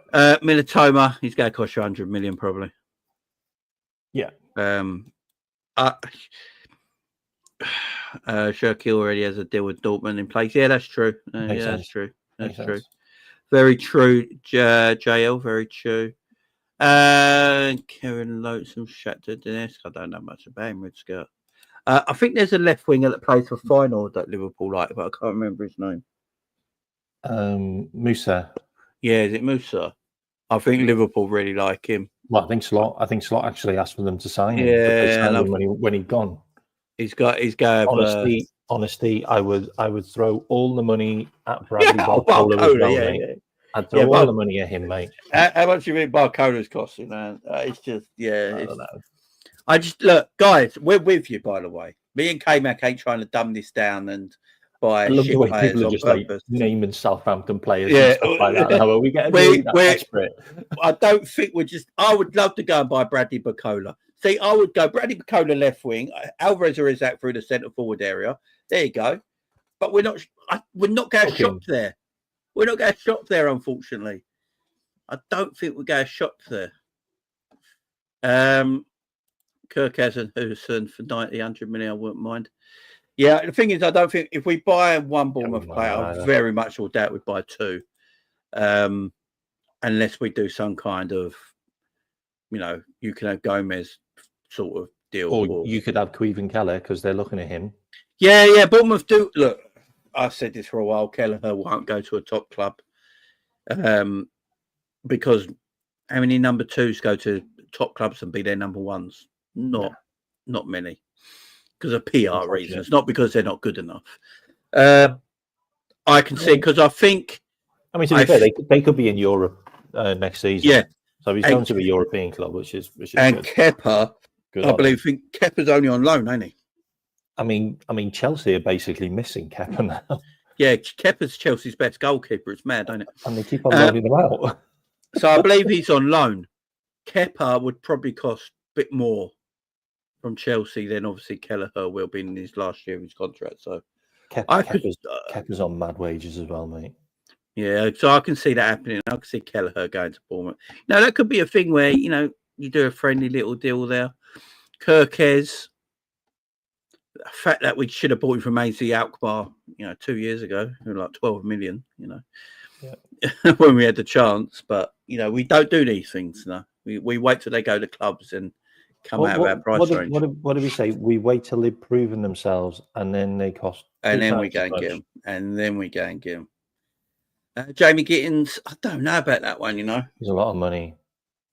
I don't know about Jamie Gittins. I think he might just be. This is his breakout year, ain't it? So I'm a little bit skeptical about. I'm more skeptical of German wingers coming to the Premier League. Yeah, I'm always skeptical about players that have a breakout year as well. I thought Diaby would be absolutely amazing, and he ended up being a flop. Yeah, and then you've got all the other German wingers that have come out, or players that have played in Germany, apart from Jude. Well, I mean, Jude Bellingham didn't even come. He went straight to Real Madrid. There's a lot of players that came over, and I don't know. Yeah, I hear you. I mean, Jamie Gittins is his breakout year as well. I'm always a bit reluctant about players in their breakout year. Darwin was on a breakout year. Yeah. He's still only 20, He's still only 20, or 21. He's a good player, though. He's a good player. If he does it, I think if he does it next year as well, he'll get a lot of players right. I don't know. He's a good player, though. Remember Gravenberch to kind of call up when he first joined Liverpool as he wanted to settle in with his new teammates, and Koeman was furious about it. So Gravenberch wanted to prove he was it. Yeah, that's good shout, Scott. Great shout, man. Yes, this is the other guy we're interested in. Yeah, this is the other guy we're interested in. He's good. Igor Piatsko. Brazilian. Yeah, I know Liverpool are interested in him. Yeah, it's just. I don't think Slot's going to go back and get any of his old players. I just don't think that's how it's going to work. Big up Solo in the chat, doing well, man. Kathy says Cunha, Kirkes, Højlund, maybe David. Højlund.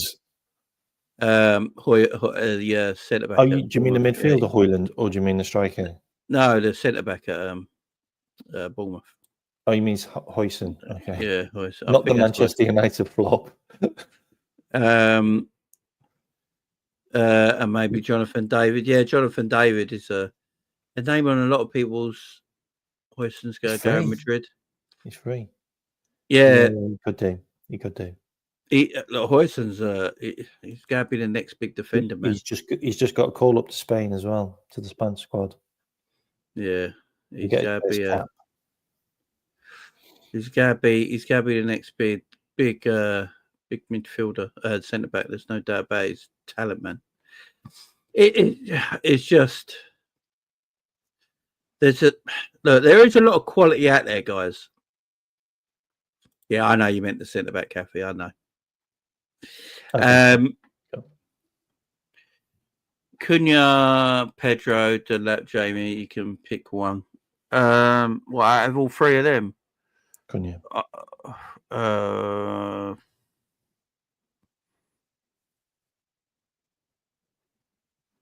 Delap. Wow, 74 million that was for both those players. I think I'll go for Delap. There. Yeah, 50 million release clause. It's going to be a talent. It's going to be a talent. There's no doubt about it. Absolutely none. And Wermo, people hate it when I say this, but I'm going to keep saying it. And Wermo's a flat track bully. I just think he's great against lesser opposition. I actually think the guy that plays up front with him is better. Wisser, yeah. Wisser. I think Wisser's better, but he's older. I think he's 28, isn't he? I'm not going to say that he's not a terrible footballer. I just don't. Good player. Don't get me wrong. Every time I watch him, I just think sometimes he's. Yeah. I don't know. I don't know if he can go up a level. I'm not sure. Johan Bakayoko from that PSV. Yeah, Liverpool interested in him last year. I think he's got an attitude problem. Big up, Paul. We have a no dickhead policy, and I think he's a dickhead. What was that Mexican winger we tried to buy? Oh, Huerta. Yeah, did he move? Did he move? Yeah. He moved. He went to Anderlecht in Belgium. We're going to end up getting him. Yeah, but 15 goals. How many goals and assists has he got this season? Can you have a look, chat? And Werman's got 15 goals and 6 assists. He might have, Daryl. I just don't know if he can make the jump up to where we want him to be. I think he's 27 as well soon. No, and Werman's only 23. No, I think he's older than that. He just looks proper young. He looks proper old. Proper old. Yeah, he looks proper old. I think he's 26, 27. He's been around a while. I need to see how that guy got on at Anderlecht. 2 seconds. Oh, and Wermo is nearly 26. Oh, there you go then. Everyone's saying 24, 25, 26. Everyone's got different ages for him. He's 23. Everyone's got different ages for Wermo. Does anyone know? Wermo's just running guys, man. Wermo. Brian Mbeumo is 25 years of age. He was born in August 1999, so he'd be 26 in the new. He'd be 26 in the new season. He'd be 26 in the new season. So, yeah, it's a no. Because it's just thrown me. It's absolutely thrown me what Liverpool are going to do in the summer. It's completely thrown me what Liverpool are going to have to do in the summer because Darwin's definitely leaving, so we need a striker. Who they buy, I don't know. Okay. So Cesar Huerta, 12 games, 2 goals, 3 assists. Yeah, good. We never got him. Right. I just and he's don't 24. know, guys. Like Cunha's, and he's also a left winger, by the way. Cunha's going to cost us 70 million. I just don't see us spending 70 million on one player when we've got other players. I think he's 62 million release clause, which wouldn't be that bad if we gave them Jota or we gave them another player, because I'm sure they're interested in a number of players. That could be a deal which gets done, I think. Yeah. And it's a weird one. And it's a weird one that they accepted, that they re-signed him on a higher release clause. I think they've done that because he said to them, look, I've given you everything. I want to step up. I want to start playing Champions League football. And this could have all been pre-arranged. Yeah.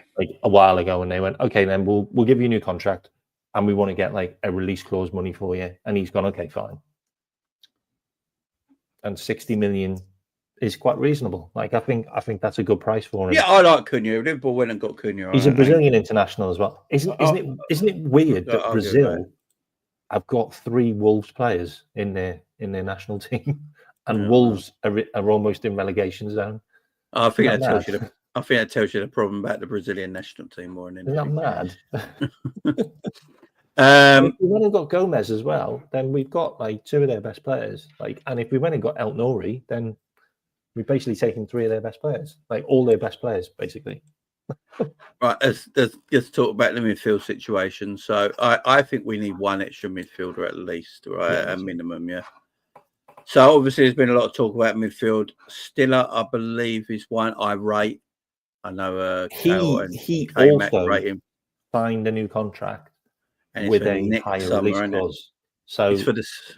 Yeah, there's two players that we're linked with who've all signed new release clauses, new contracts with new release clauses. Do you know how much his release clause is? It's only 34 million quid. 34 million, but he didn't have. He had one for like 12 million, I believe. Yeah, it is. So he's not available. He's available if you want to go and buy him whenever, but his release clause kicks in not this summer, the summer after for like 34 million quid. By the time that summer comes up, by the way, he's probably £100 million midfielder. So he's a superstar. He's got Bayern Munich written all over him. He came from Bayern Munich's youth team, by the way. Yeah, and he's going back. He's going back. That kid is a superstar in the making. Yeah, I think he's a tremendous midfielder. Yeah. But if I've ever seen anyone who's got Bayern Munich written all over him, it's him. Let's talk about a player Liverpool do actually have.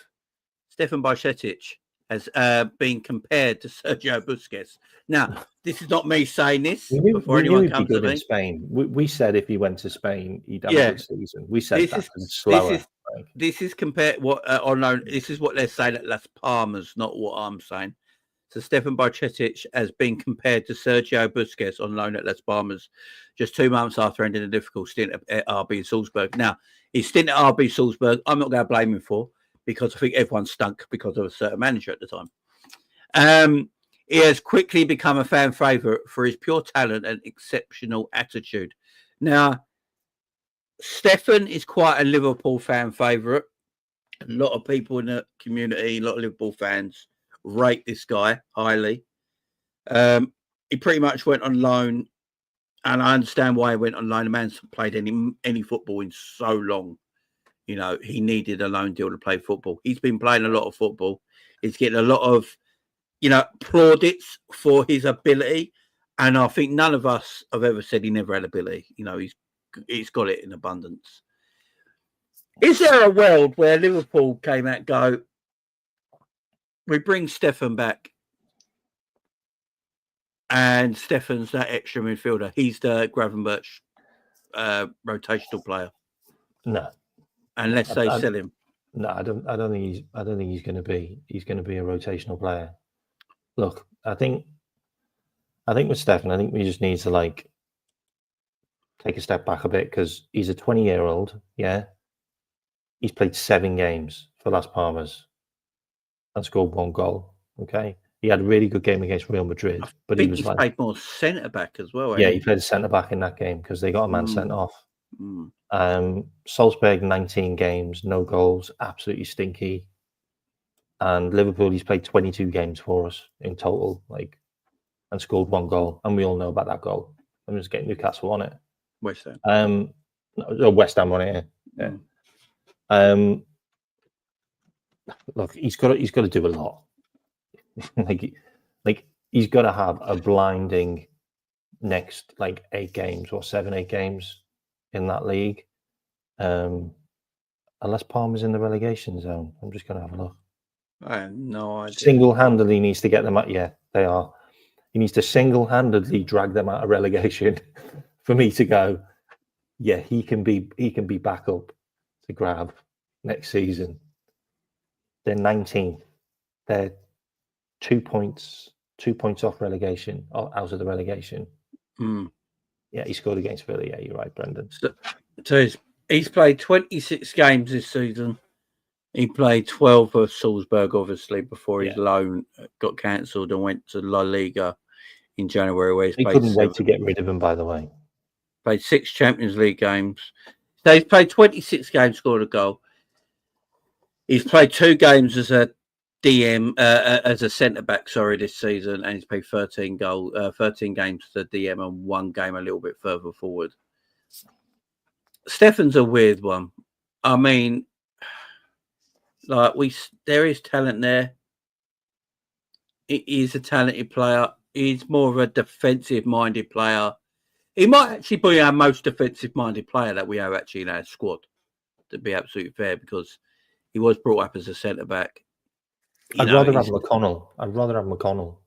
Yeah, I don't know about Stefan. I always say I don't even think McConnell should be back up to Grav, because you're basically looking at we only play with 4 midfielders. Like, we've only got 4 midfielders in our squad. Like, let's be honest. We've only got Grav, McAllister, Szoboszlai, and Jones.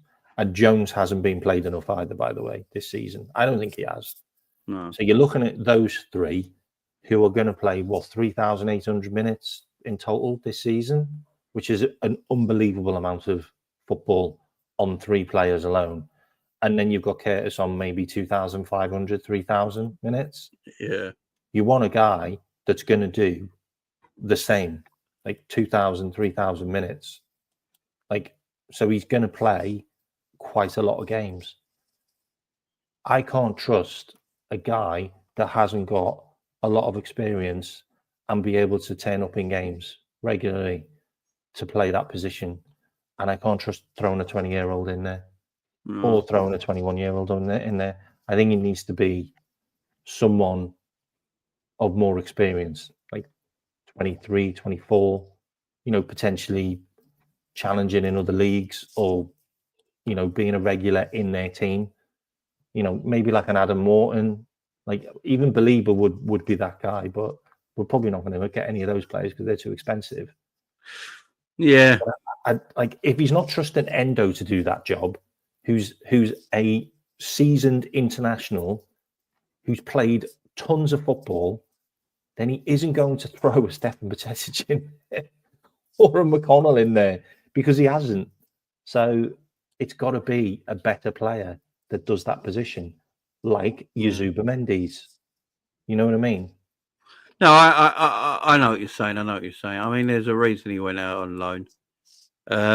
They tried to sell him. Like, he was up for sale. Like, yeah, it's always difficult. It's very difficult sometimes when players go on loan and come back. I don't know about Stefan. I like the guy. He's got quality. There's no doubt about it. But, Slot's got, it looks like he's got a trust issue with players. Would have Stefan got any more game time than with Tyro Endo this season? I have no idea, to be fair. He wants a smaller squad, which is quite scary. Like, yeah, probably it's not. quite scary, but he wants a smaller squad. But he just wants more reliable players that will stay fit. Like, are you going to keep them all fit if you don't play anyone else? Like, I talked about this months ago. I did a show on this, basically saying Slot doesn't trust his players. Slot doesn't trust his squad players. And it's kind of come back to haunt us now, like, that because he didn't trust his other players, when he brings them in, they're not touching, they're not giving 7s out of 10s because they haven't played enough football. Like, yeah, I think he'll find someone and he'll play more and more. Yeah, he obviously wants the right midfielder. You are right there. He wants someone who's very good. He wants a midfielder that can defend and be aggressive and be good in build-up play. Jesus, he wants a unicorn, then, doesn't he? That's what he's after, man. That's why he wanted Zubimendi. That's why he wanted. Belieber can do that. Belieber's good in build-up play and he's aggressive. There's players out there. Stiller's aggressive and good in build-up play. He wants that kind of player in midfield. Endo is aggressive, but he's not great in build-up play, and that's why I think Wataru Endo doesn't play as much as he should do. Because I don't think Slot's got any problem with Endo's aggression in the middle of midfield and his positioning. It's just his build-up playing through midfield, because Slot likes to play through midfield. So, that's not Endo's strong point. So I think that's why he hasn't gone to him as much as he should. If he had a player of that caliber on the bench, there'd be more rotation there. Is Stefan final, that player? I'm not sure. I'm not sure if Stefan's that player either. So in that final, we were crying out for Endo to come on and just start smashing a few players around. yeah, We had no aggression in that team. Like one yellow card the whole game. Are you kidding me? yeah, exactly. Yeah, It's exactly. So final, for God's sake. That's a good point. Now, someone's just wrote Andre from Wolves. Yeah, he was someone we extensively looked at, but has he really done it? Like Wolves are like just above the relegation zone with him in the team. he's been very quiet this season. He's not been that guy that maybe he's not that young guy there. I think he's like 25 as well. So he's not. He looks older. Yeah, I think we've been hoofing it long, my friend, because he ain't doing what they ain't doing what he wants them to do. That's the problem. We ain't got the players in that midfield area that can do what he wants them to do. So that's why he's after. He looks that about kind of about player. 25, 20, 26. I think that's why he's after that kind of player, like build-up play through the midfield. I don't think. Look, I'm going to be honest here. I don't think Liverpool buy a midfielder in the summer unless they desperately need to. I just don't see him doing it. I think a striker and a left winger and a left back is their three main priority positions. Striker, left winger, left back. They're their three main priorities. If we get two strikers, I genuinely think we get two strikers. Two strikers are like two forwards that can, because you know, if you look at most teams now around Europe, they're all forwards, ain't they? That can play two forwards. I think we get two forwards that can play across the front line. Hopefully, and one of them can even play the 10. Yeah. Yeah. So it's going to be that situation. Who's it going to be? I have no idea because, you know, reading all the articles today from all the journalists, obviously, look, most of us knew what was coming anyway. I do think we're going to have a busy summer. I just don't think we're going to buy the caliber of player that a lot of people want us to go and buy. And I understand it, and I'm with you on that as well, guys. As I said, I want to go and buy the top dollar footballers because we're arguably going to be defending champions, and it keeps us up there. But I think we'll be busy. I think we'll buy players. I just don't think they're going to be the caliber that everyone really wants completely in our team. Cunha, I know a lot of people saying Cunha, yeah. Cunha and Jota in the same team are too similar. That it's too similar for my liking. Now, my main two strikers are Cunha and Jota. It's just too similar, you know. And if there's not enough variation there, so yeah, and it's still not enough pace either. I just don't know what Liverpool are going to do. I have no idea. This is the first summer coming up where I'm like, I don't know what we're going to do. I am completely stumped. It is a weird one. It's a weird one where there's a lot of people in the chat saying, like, we've needed a DM. We kind of know that Slot wants one because the only player we went for was like a defensive midfielder in Zubimendi. So we kind of know that he wants one. And we definitely know that he wants a new number 9. Like that's kind of clear. And if Trent goes, then we definitely know that there'll be a right back coming in. So we know a few positions, but yeah, it all depends on those three as well. Like those 3 C's, mate. Yeah. All depends on those 3 C's. If those 3 C's all go, then we're doing madness in different positions than we actually thought. Yeah. But if those 3 C's stay, then I am. And we're cooking on gas like next season. Yeah. Like, I am stumped. I am literally stumped this summer. You know, we're not going to hear about the contracts till the end of the season, in my opinion.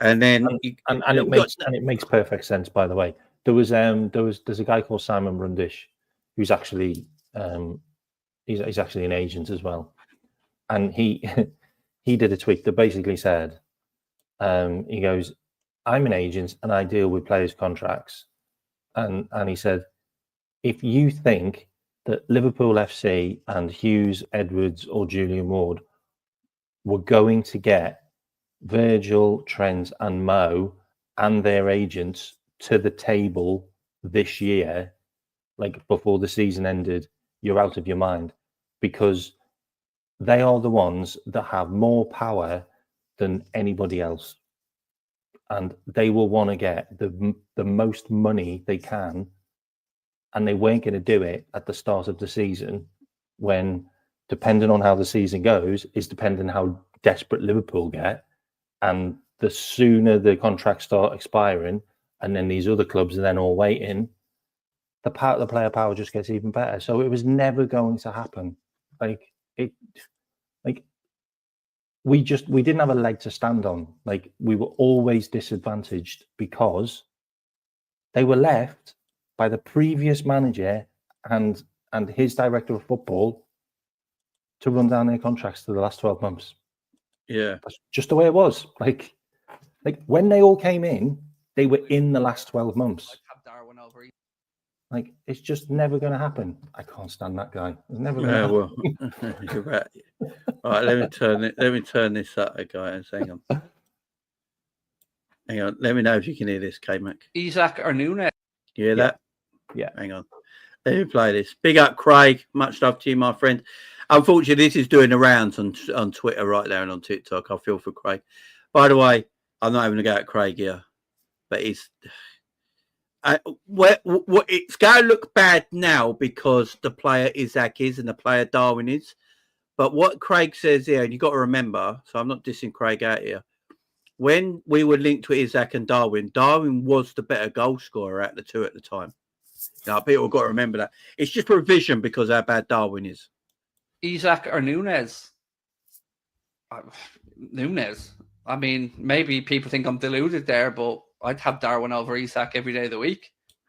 Now, that's when we were linked with him. That is when we were linked with both players. So revision obviously is a different thing, but Darwin was actually the better goal scorer at the time. So he went with Darwin. So I'm not having a go at Craig. But the thing is that... Did everyone remember what team Isak used to play for before he played in Spain? He played for Borussia Dortmund, didn't he? And he was brilliant. Yeah, he was brilliant for Borussia Dortmund as well. So I can't crucify Craig there. Big up, Craig, man. Much love. I mean, Nunes had a brilliant season. Like, he had a brilliant season. He did. He had a brilliant season, and goal-wise, he got 32 goals. So, obviously that's doing the rounds now, but it's not relevant right now.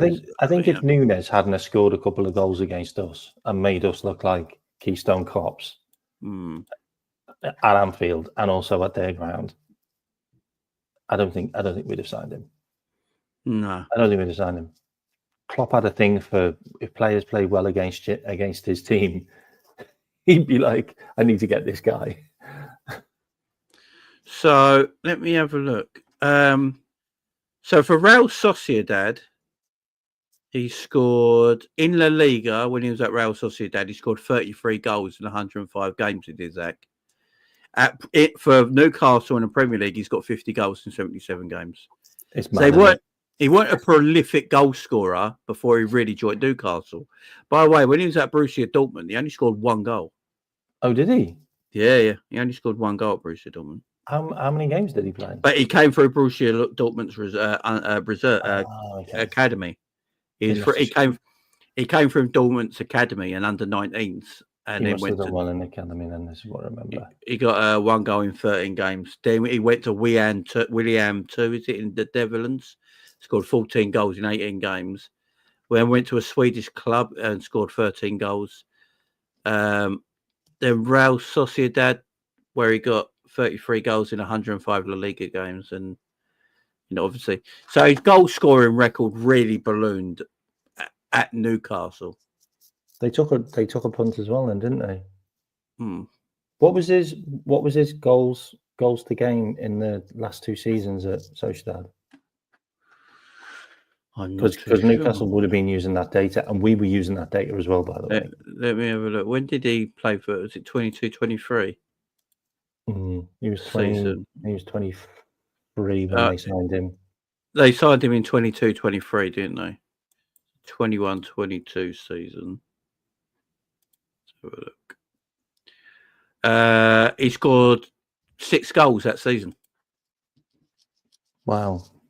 So when Newcastle bought Isaac, that season he only scored 6 goals. 63 million they spent on him. He scored 6 goals in the Liga. He got 10 goals in 41 matches the season before Newcastle bought him. That's mad. I thought he was more prolific. I thought he was more prolific. That's what I kept telling people. He's only been prolific at Newcastle. He's only actually been prolific at Newcastle. So he didn't really have the data either, to be honest. No. He played 41 matches in the 21-22 season, scored 10 goals in all competitions, and got 3 assists. And he played 41 matches. Where did they finish though, Sociedad? They weren't a great team, were they? No, they weren't a great team, but no. You know, he played a lot of games, man. Yeah, he did. Played a lot of games. That's fair. So is he worth 150 million there? To Newcastle, he is because he's an absolute killer for Newcastle.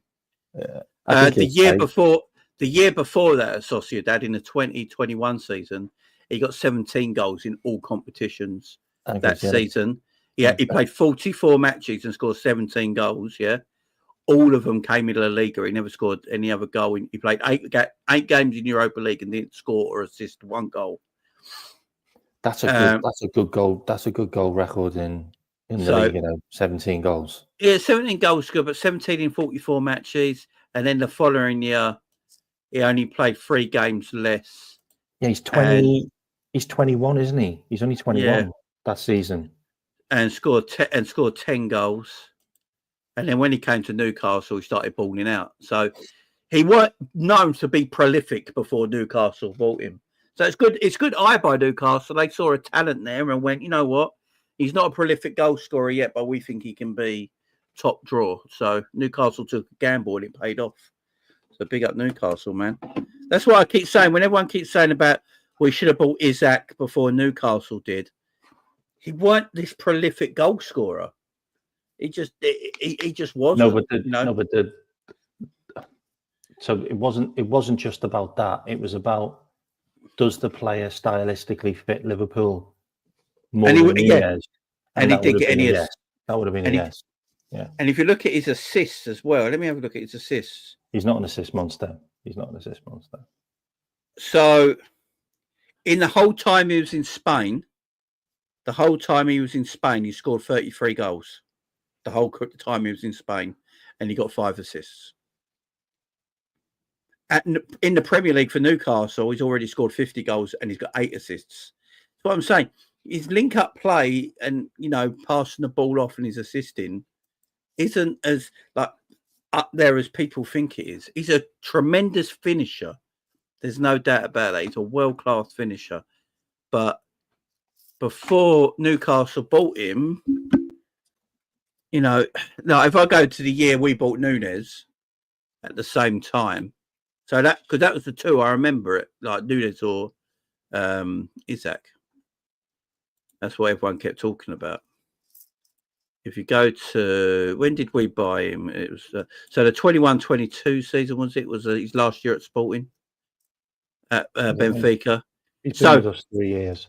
Yeah, his last season at Benfica, Darwin. So at the same time, Isaac scored 10 goals that season.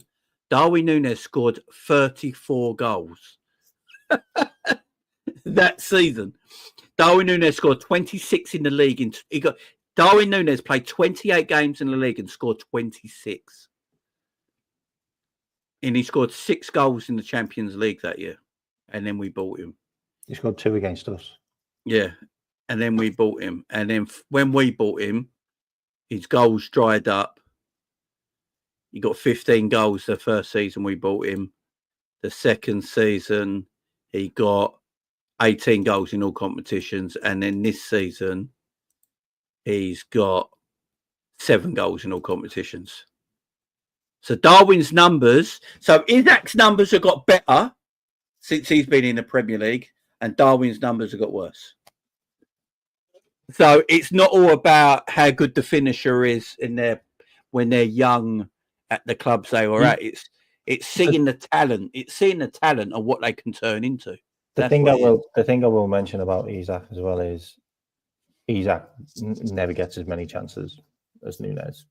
Like, no, Isak's a clean finisher, man. Like Nunes got a shed load of chances at Liverpool and a shed load of chances at Benfica because they were the best teams in their leagues. Real Sociedad, I don't know where they finished, like probably like 12th or something like that. And then Newcastle, he feeds off scraps. Like he fed off scraps for a number of years at Newcastle. Like if you got feeding it, okay, yeah, Gordon when he's on it, but then the other side, who's there? Maximin, St. Maximin, and who's he had before that? So compare Alvarez. Who's that guy they got rid of? The Colombian guy. Is he Colombian or Peruvian or something like that? I can't remember his name. Yeah, Paraguay. Yeah, they got rid of him and like literally scraps. Right. Yeah. No, I don't think we'll get Isak because I don't think Newcastle will sell him. I think they'll give him a whopping new contract. Newcastle played a blinder. They saw the talent in Isak, so they played a blinder, man. Almiron, that's it, Almiron. But that's what I keep saying. There was no, Isak wasn't this absolute baller finisher. Well, he might have been a baller, but he weren't this pure finisher that everyone thinks he was before he joined Newcastle. 17 goals in the league, by the way. I think that's not bad. But then he scored 10 goals for Real Sociedad, mate. Then he scored 6. Then he scored 60 season after. Yeah, I know. That's what I'm saying. It's not like he was a proven. That's not a proven finisher. They could have been in a relegation battle, though. I'm going to actually have a look where they finished. They probably are. They probably are every year, to be absolutely fair. Yeah. Alvarez this season, everyone's asking. Alvarez this season's got 23 goals in all competitions. He's been really good. He's 1 in 2. He's pretty much. He scored 44 goals this season, and he scored 23 of them. I mean, I give it to Newcastle. Though they saw the talent there. They saw the talent in these. They took a risk, by the way. They took a risk. Yeah, took a big risk because he cost 65 million quid. Yeah. He had a good international record going into it as well. I think the year when they bought him. So Isak's a talent, man. There's no doubt about it. I'm not going to dismiss his talent, but everyone I talk to just thinks Isak was balling like 30 goals a season before he joined Newcastle. It just weren't the case. He scored 16 goals. He scored 16 goals in his first season for Real Sociedad in 45 games, and then 17 in 44, and then 10 in 41. Yeah, it's terrible. It's not great. Numbers, they're pretty good numbers in Spain. Yeah, it's not great. It's not great. It's all right. He's average. But Isak in Premier League is amazing. It's because the Premier League's easier to score in. Okay, Real Sociedad finished 6th. That's what I'm saying, man. Okay, so they're 12th now. They finished 6th this season. I'm just going to work out when, what position they finished when he was there. So that was. Oh, okay, so they're there or thereabouts. Hang on, Real Sociedad, isn't that where Zubamendi's from? Yeah. So Zubamendi. I'm not weird about Isak. I just said he's a baller. I said he's a baller and got bet with Newcastle and said Newcastle played a blinder. Mate, they finished 6th every season he was there. That's what I'm saying. Isak was in a good team. That's what I'm saying. Yeah, he finished 6th every season. What I'm saying that he weren't balling out like people think he was. He was a good footballer, though, but Newcastle saw a talent there and gambled. And so they scored 40 goals in his last season, and he scored 10 goals. Yeah. Season before, they scored 59 goals and he scored 17. And then the season before, they got 56 goals and he scored 16. So he's providing like a third of their goals. Yeah, it's pretty average, though, for a striker. You're not budging on this. It's all right. It's all right. Oh, you got to hit 20 plus for me to be if you're a talent. But I don't think in the Spanish league you can. He's a decent. Everyone just thinks he's this world-class finisher from birth. It's just not. He was okay. No. He was okay. He wasn't this great footballer that everyone thinks he is. At Newcastle, he's fucking playing a blinder, and that's what I keep saying. Newcastle. If Liverpool bought Isaac, right? Here's the thing, right? If we go back all these years, yeah, if Liverpool bought Isaac instead of Núñez, everyone would have a meltdown because that year he only scored 6 goals and Darwin Núñez scored 32, right? Everyone would have a meltdown, right? But now, because Newcastle was so clever and they were more clever than Liverpool and their scouting department, obviously, whoever's in charge at the time had more intelligence than was at Liverpool at the time. They went, no, Isaac's going to be a tremendous baller. He's going to be the best striker in the world in a few years. Give him the chance. And now look at him, balling out. Best striker in the world at the moment, without a shadow of a doubt. Fair point. Yeah. So, yeah, they took a gamble and it paid off and Liverpool didn't. Liverpool's gamble never paid off. Simple as that, man. You know, there's a massive gamble they paid off. Massive gamble and big up to them, man. Would you guys take Matoma as an option off the bench? I'll take Matoma as any option. Yeah, Matoma's quality, man. I love Matoma. You've got more chance of, but it's going to cost you 100 mil. Yeah, you got more chance of getting on that flight to Mars. João Pedro, Belieber, and Minatoba. Are going to cost you around 300 million. It's just Brighton are the hardest team to buy from. 90 million for Matoma. Yeah, in January they turned down 90 million for him. So that's all you need to know, man. Matoma is I love Matoma. Don't get me wrong. It's just he's one of them players you have to wait till his transfer, like his contract comes to almost one. Yeah, it's just and they got some decent number 9 Sweden, haven't they? They've got Gyökeres and they've got Isak. Yeah. But they've got the rest of their team's garbage. Yeah, that's the problem. But yeah, they always produce good strikers, the Swedes. Yeah.